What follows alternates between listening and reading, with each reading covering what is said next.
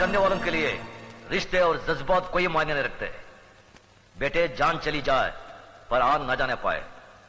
जान देकर जो आन की रक्षा करता है वही न्यायाधीश इंसाफ के आकाश की बुलंदी को छूता है। खामोश! तुम्हारे इन मगरमच्छ के आंसुओं को देखकर गजराज ठाकुर का दिल नहीं पसीजेगा। अगर तुमने गलती की है तो सजा जरूर मिलेगी। ठाकुर साहब, इस पर गलत इल्जाम लगा है। आप तो मुझे जानते हैं, जिंदगी में कभी कोई गलत काम नहीं किया मैंने। ये तो मेरा ही भाई है, एक ही माँ के पेट से पैदा हुए हैं हम। रावण और विभीषण भी तो एक ही माँ की पेट से पैदा हुए थे। ये तुम्हारा भाई है तो ये जरूरी नहीं कि ये गलती नहीं कर सकता। ठाकुर साहब, क्षमा कर दीजिए। पहली बार क्षमा करने का मतलब है दूसरी बार गलती करने का मौका देना, यही ना मुनीम जी? हाँ मालिक, 100%। कल पंचायत में फैसला होगा। ठाकुर साहब, एक बार और सोचिए। गजराज ठाकुर ने एक बार कहा तो समझ लेना 100 बार कहा। लेकिन मालिक,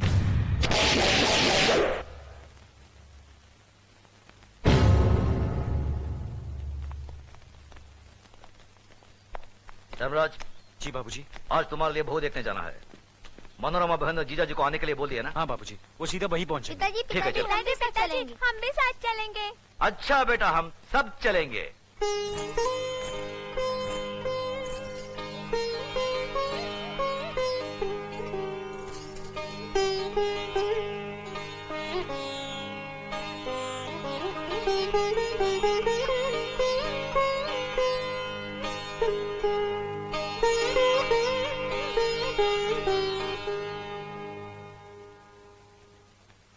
मनोरमा, लड़की कैसी लगी? इससे क्या पूछते? बहुत ही सुंदर है। जीजा जी, हमें आपकी नहीं अपनी बहन की राय चाहिए। तुम बताओ मनोरमा, कैसी लगी? भैया, पहले मैं इसकी परीक्षा लूंगी तब बताऊंगी। सुनो, ओह, मैं जब तुम्हें देखने आया था तो मैंने कौन सी परीक्षा ली थी तुम्हारी? किस मुंह से परीक्षा लेते हैं? हमारे पिताजी ने तो तुम्हारा नाम सुनते ही शादी से मना कर दिया था। वो तो तुमने हाथ पांव जोड़कर हमें मनाया था, तब शादी हुई थी। बड़े आए इम्तिहान लेने वाले। मालूम है, पसंद तुम्हें करनी है, तगड़ा इम्तिहान लेना। हाँ? सुनो भैया, कान ठीक है, बहरी नहीं है। लक्ष्मी, खड़ी हो जाओ तो। जरा इधर उधर चल के दिखाना।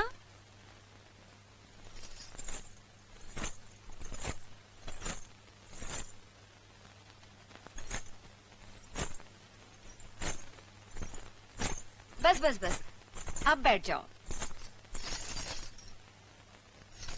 भैया, हाथ पांव भी ठीक है, लंगड़ी लुली नहीं है।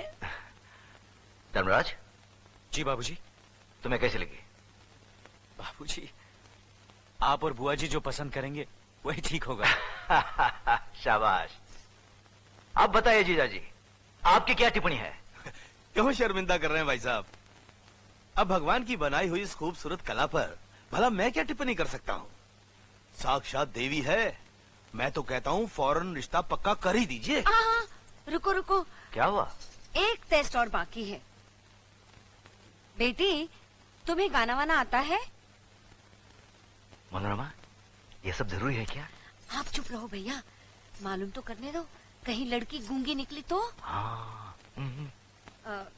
हाँ, कुछ गाकर सुनाओ। शर्मा रही है भैया। अच्छा चलो, पहले मैं गाती हूँ, तुम बाद में सुनाना, ठीक है?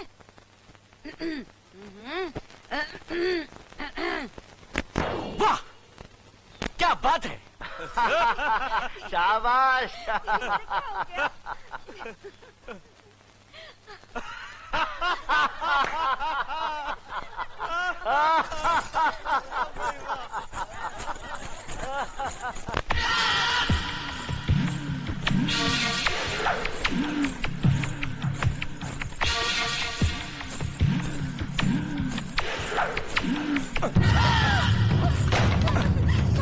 ये क्या कर रहे हैं? छोड़। अरे छोड़ देता अगर तू जवान नहीं होती। चल अपना रेडियो बंद कर, बंद कर। चुपचाप खामोश।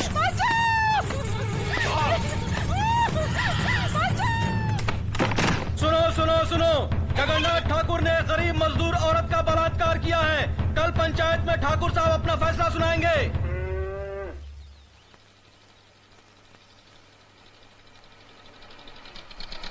वो काम जल्दी करवाइए। जा।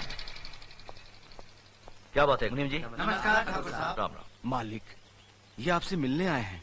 मालिक, हमारे हरिजन पाड़ा में आग लग गई, हमारा सब कुछ जलकर राख हो गया। ये तो बड़ी दुख की बात है। मुनीम जी, इन्हें जितना अनाज, कपड़ा और घर बनाने का सामान चाहिए दे दीजिए। जी मालिक। धन्यवाद मालिक। राम राम राम मालिक। हमारे रामपुर गांव में हमने गरीब बच्चों के लिए एक स्कूल खोला है, आपकी मदद चाहिए। बहुत अच्छा काम किया। मुनीम जी, जी स्कूल के बच्चों के लिए दोपहर का खाना, दूध, किताब, सब चीजों का इंतजाम कर दीजिए। जी, धन्यवाद मालिक। आइए।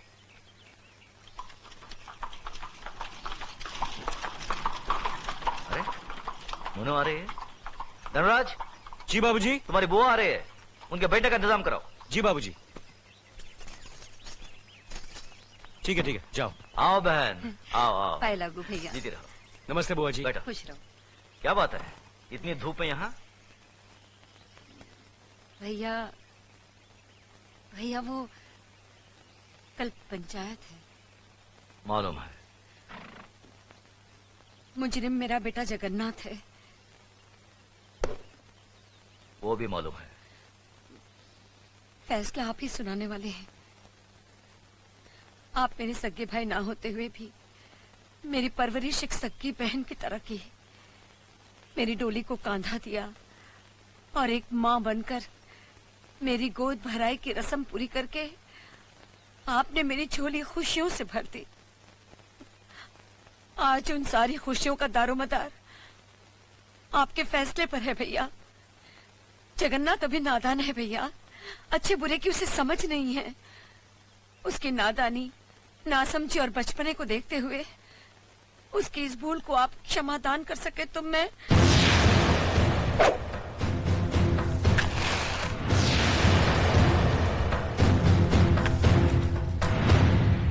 धर्मराज, जी बाबूजी। घर की तिजोरी में तुम्हारी माँ का जितना भी सोना पड़ा है उसे हमारी बहन को दे दो। देखो बहन, रामपुर में जो हमारा 50 एकड़ आम का बगीचा है हम उसे तुम्हारा नाम लिख देते हैं, और गंगानगर में जो हमारी 200 एकड़ उपजाऊ जमीन है उसे भी तुम्हें दे देते हैं।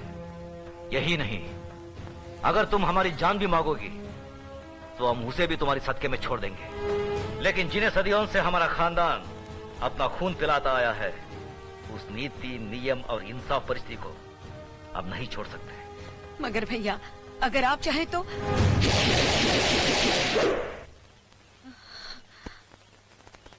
मैं जानती थी भैया कि आप अपने उसूलों और खानदान के आन से नहीं हटेंगे।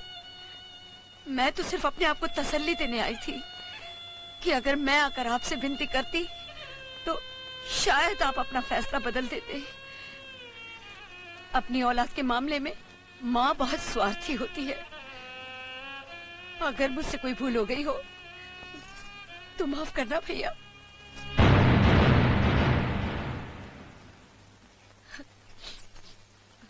हुआ बेटा, मुझे कोई दुख नहीं है बल्कि फक्र है कि मैं इतने महान इंसाफ पसंद भाई की बहन हूं। खुश रहे।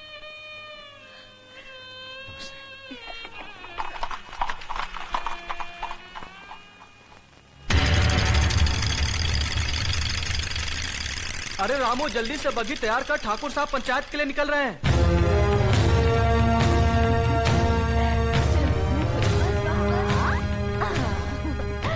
अब ये बाबूजी की तरफ से, और ये अले ले ले, तू कहाँ भाग रहा है? और ये मेरी तरफ से।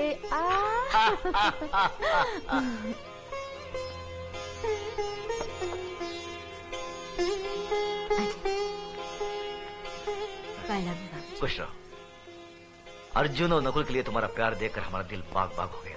अपनी भाभी से कोई देवर इतना प्यार कहाँ पाता है? बाबूजी, देवर भी तो भाभी के बच्चे ही होते हैं। वाह बहू वाह, कितनी ऊंची बात कही। सदा सुखी रहो। धर्मराज बेटे, हम बहुत भाग्यवान हैं जो हमें देवी जैसी बहू मिली। बेटे एक बात याद रखना, जब भी तुम घर से बाहर जाओ बहू के हाथ से दही शक्कर जरूर खा के जाना, शुभ होता है। जी बाबूजी। चलो।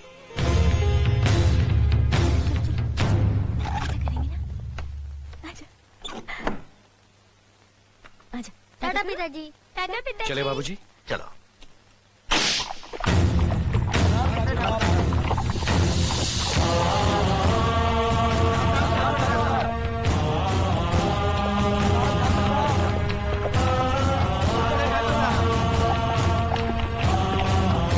साले साहब रुकिए रुकिए रुकिए। साले साहब, आदमी कितना भी बड़ा क्यों ना हो, अपनी बहन बेटी के दरवाजे के सामने आकर उसका सर झुक ही जाता है। दुआ सलाम ना सही, अंदर आकर जलपान तो करते जाइए। हम इस वक्त बहन के भाई नहीं, पंचायत के सरपंच है। क्या तुम ये भूल गए कि जिस घर का मुकदमा पंचायत में हो उसका फैसला हो जाने तक हम उस घर का पानी तक नहीं पीते। एक बार फैसला हो जाने दो, उसके बाद साथ बैठकर जी भरकर खाना खाएंगे। फैसला जरा सोच समझ कर करना गजरा साहब। जगन्नाथ सिर्फ मेरा ही नहीं, तुम्हारी बहन का भी बेटा है। कहीं कुछ गलत हुआ तो नतीजा बहुत बुरा होगा। चलो धर्मराज।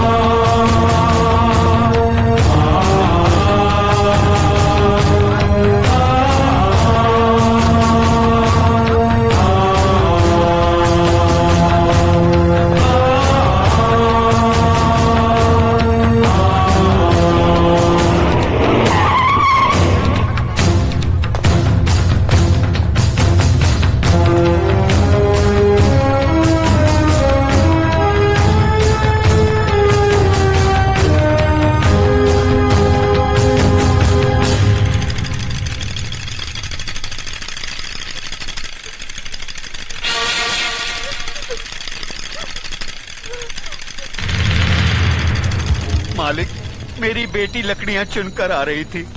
रंजीत सिंह के बेटे जगन्नाथ ठाकुर ने इसकी इज्जत लूट ली। हम गरीब हैं, इज्जत के सिवा हमारे पास कुछ नहीं है। अब कौन इससे शादी करेगा? अब कौन इसका हाथ थामेगा? आप न्यायमूर्ति हैं, आप ही फैसला कीजिए मालिक।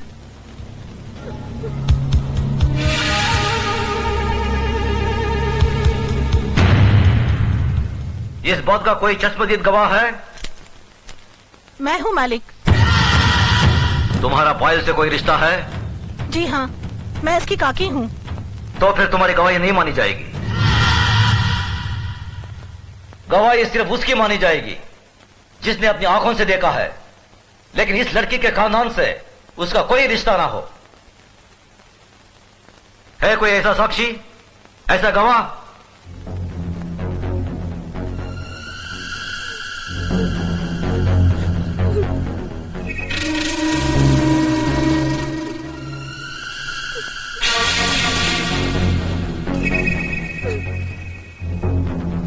मैं हूँ मालिक।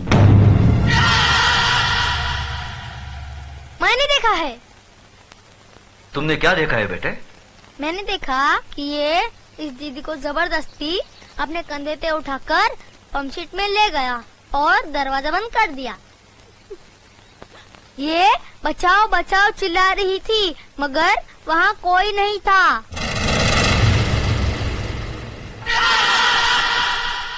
थोड़ी देर बाद जब ये बाहर आई तो इसके कपड़े फटे हुए थे और ये रो रो के कह रही थी कि मेरा सब कुछ लूट गया, मैं बर्बाद हो गई।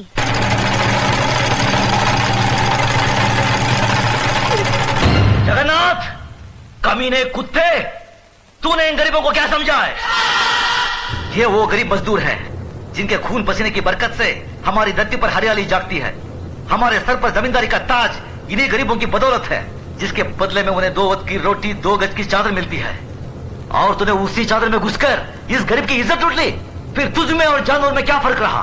मुनीम जी, देवी माँ के मंदिर से सिंदूर ले आओ। जी मालिक। पायल, तुम इधर आओ। जिन हाथों से मजबूर करके इस कमीने ने तुम्हारी इज्जत लूटी, आज ये उन्हीं हाथों से तुम्हारी मांग भरेगा, तुम्हें अपनी पत्नी बनाएगा। ये हमारा फैसला है।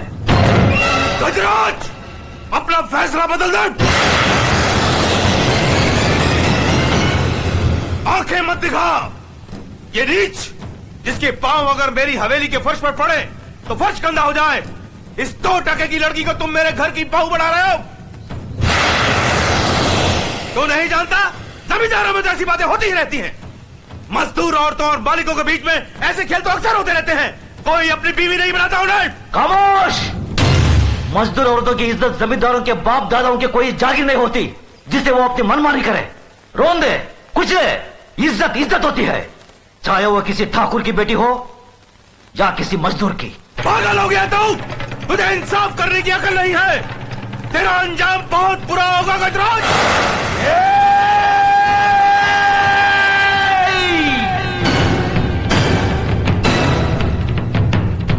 इसके आगे एक लफ्ज भी बोला तो जुबान खींच लूंगा।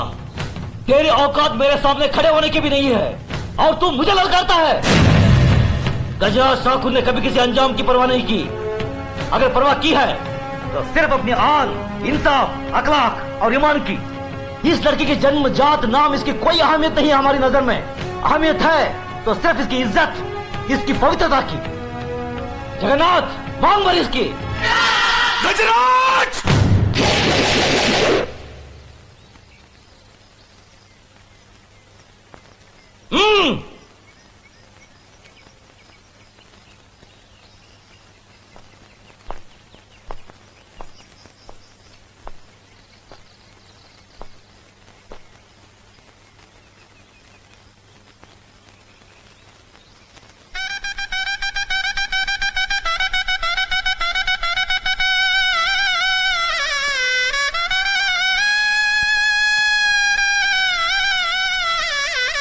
सदा सकीर हो बेटी।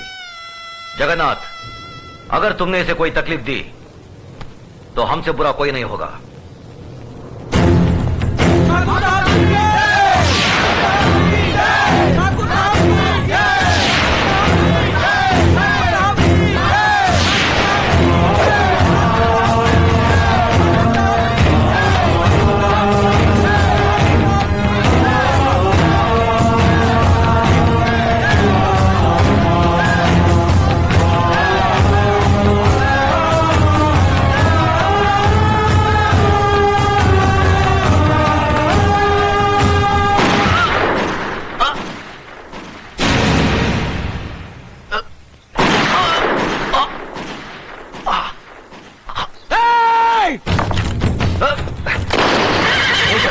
नहीं, अपनी बुआ की बात उजाड़ना तुम्हारा धर्म नहीं है।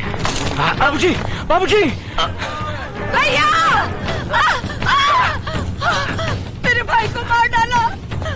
मेरे देवता समान भाई को मार डाला। ये क्या किया तुमने? ये कैसा अनर्थ किया?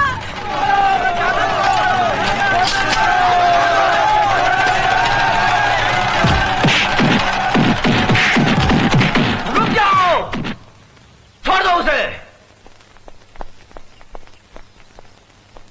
जो अपराध उसने किया है उसकी सजा उसे जरूर मिलेगी। आज से 18 साल के लिए हम रणजीत सिंह ठाकुर को समाज और बिरादरी से बाहर करते हैं। आज के बाद अगर कोई भी इसके परिवार के साथ किसी भी तरीके का संबंध रखेगा तो उसको भी यही सजा मिलेगी। यह गजराज ठाकुर का फैसला है। भैया, भैया! बाबूजी, बाबूजी, बाबूजी! धर्मराज, न्याय करने वालों के लिए रिश्ते और जज्बात कोई मायने नहीं रखते। बेटे, जान चली जाए पर आन ना जाने पाए। जान देकर जो आन की रक्षा करता है वही न्यायाधीश इंसाफ के आकाश की बुलंदी को छूता है।